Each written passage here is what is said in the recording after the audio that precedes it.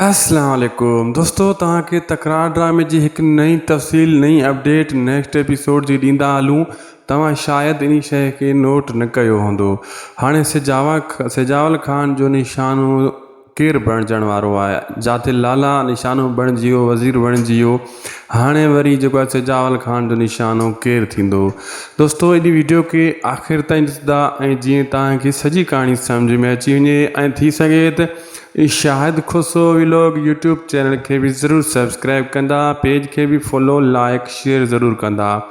दोस्तों, जेका हाणे सिजावल ख़ान जी भेण आहे हाकिमज़ादी, तव्हां ॾिठो त उन लाला जो सिर खणायो, ॿियनि माण्हुनि जो सिर खणायो।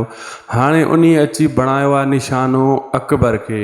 हाणे उनखे भउ थियो आहे त जीअं मतिलबु उनजी भॼाई जो इलाजु थी वेंदो, ॻाल्हाइणु शुरू कंदी त हिन खे वरी उहा मोटी अची ज़लील कंदी। हाणे उन अकबर जे मथां हथु रखियो आहे, तव्हां ॾिठो हूंदो, प्रोमो में बि ॾिठो हूंदो।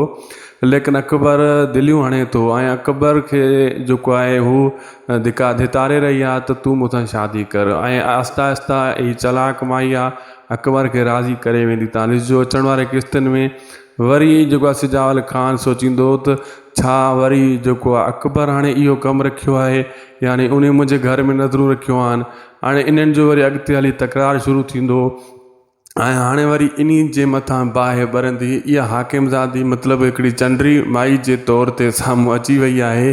हाणे वरी इन निशानो बणायो आहे अकबर खे। अकबर सां शादी करे हू चए थी त मां हितां हिकु पासे जीअं थी वञा पंहिंजे भाउ खां, न त हिते रहियमि त जेको आहे मुंहिंजो भाउ मूंखे मारे छॾींदो।